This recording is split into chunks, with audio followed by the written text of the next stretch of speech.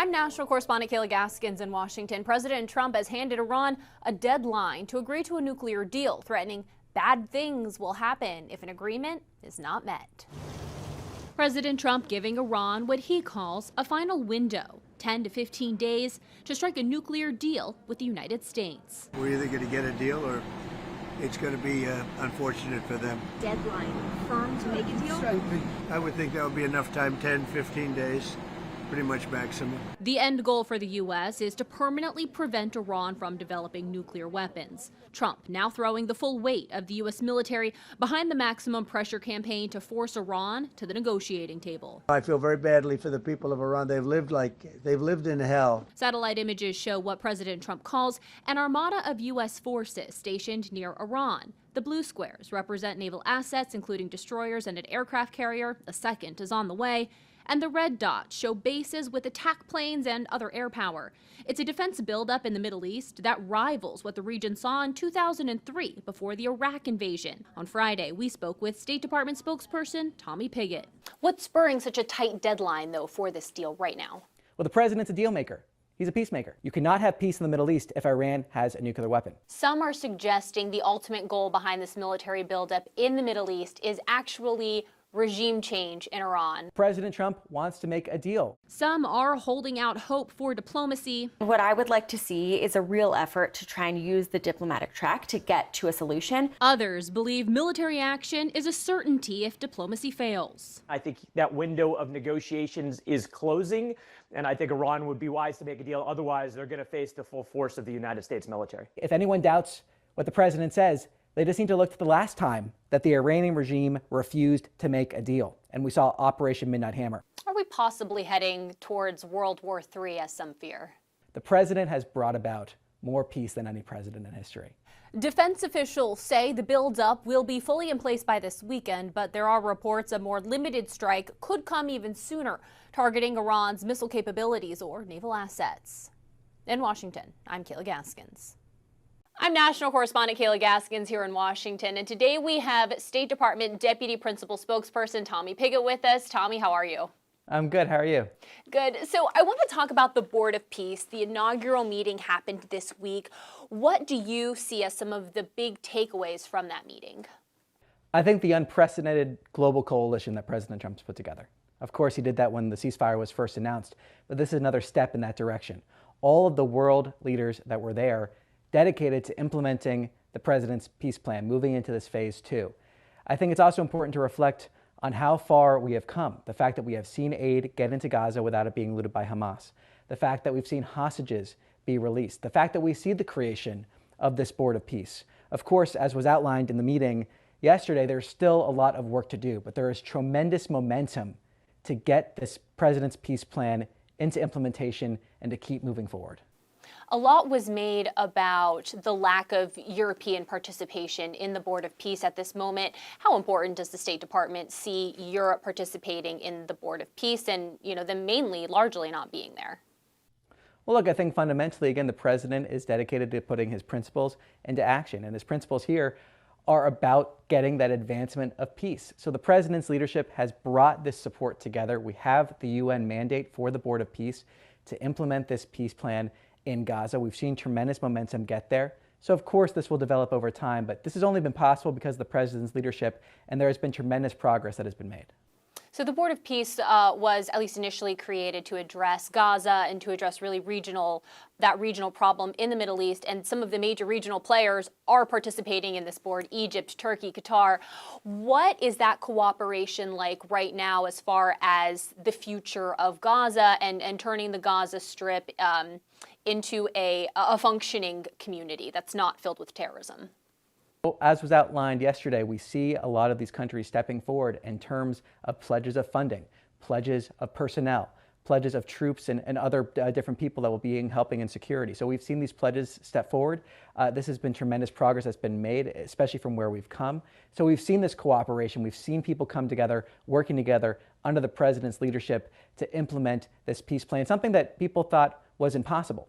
And I think it's also important to note the fact that when President Trump does this, when he advances the cause of peace here, it's important to the American people as well.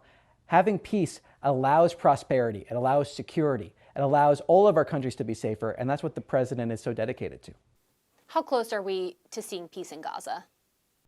Well, I think as the president said, we're seeing that ceasefire in place. Of course, demilitarization is essential for Hamas. Hamas must demilitarize. That is something that the president has been incredibly clear on.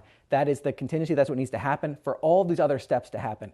But the goal here is peace and prosperity. We've made, as I've said, tremendous progress in getting towards that peace and prosperity. We're seeing momentum with the Board of Peace plan announced yesterday, in terms of those different pledges that were made. Are there any signs Hamas will voluntarily demilitarize? Well, as the president's made clear, this has been a peace plan that they've agreed to. And that's the expectation that is going to happen. Moving on to Iran. So the White House maintains last summer's strikes decimated Iran's nuclear program. What is the rush then for the current deadline of 10 to 15 days President Trump is giving Iran to make a nuclear deal? Well, the president's been clear from the beginning of this administration, even beforehand, about the destabilizing actions we're seeing the Iranian regime take, and the fact that those destabilizing actions need to come to an end. We have a maximum pressure policy from our administration that has been bent on denying the Iranian regime the revenue they need to fund those destabilizing activities. That includes that nuclear weapons program. That includes their ballistic missile program. That includes the funding of terrorist proxies across the region. As the president said yesterday during the Board of Peace, you cannot have peace in the Middle East if Iran has a nuclear weapon. It cannot happen. So Iran cannot have a nuclear weapon. That's the bottom line. The president is acting to defend our national interests.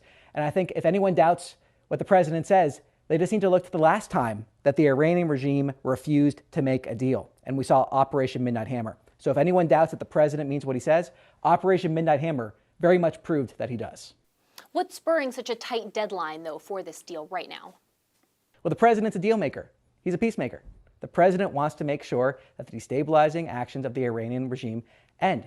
That's a direct threat to U.S. troops in the region, U.S. allies in the region, the American people. The president is advancing our national interests, and the force posture that we see in the region is actually reflective of those interests that we have in the region, including those U.S. troops, including our allies in the region.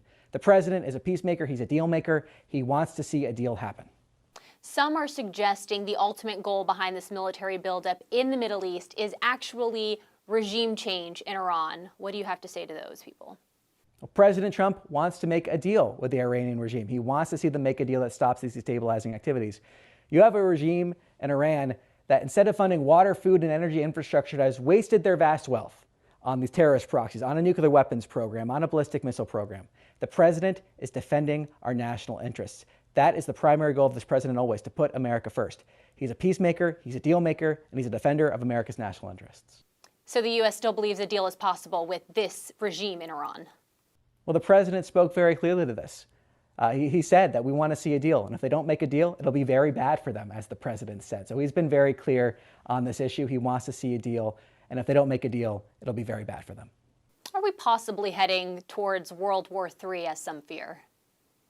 The president has brought about more peace than any president in history, and that's directly benefited the American people. The fact that you see 8 conflicts being ended by this president, and then in conjunction with that, investment from those areas coming back to help the American people, creating jobs, leading to real wage growth, the rebalancing of trade that we've seen, all these things are connected. And so the president has advanced this cause of peace. So I think, quite contrary to your question, we're a much safer world because of the policies that President Trump has put in place. And we're a safer world because we're a stronger America that is racing boldly into the future, not just to recapture the past in terms of industries and other things, but to be well positioned to take advantage of the opportunities that lie ahead of us. Are there any other diplomatic meetings in the works like we saw in Geneva this past week? Well, these are ongoing dynamic conversations. I don't want to preview specifics right now, but what I can say is that the president wants to see a deal, as I've said, and if the Iranian regime refuses a deal, as the president said, it'll be very bad for them. So lines of communication are still open at this point? As of now, the president said he wants to see a deal, and that's what the president has said. All right. Is there anything else, Tommy, you want to add either on Iran or on the Board of Peace before I let you go? No, I think that just about covers it. I mean, the president is implementing these policies, advancing the cause of peace more than any other president. He always puts America first, and when he does so, the American people directly benefit through safety, prosperity, and being a stronger nation as a whole. All right. Tommy Pickett with the State Department, thank you so much. Thanks.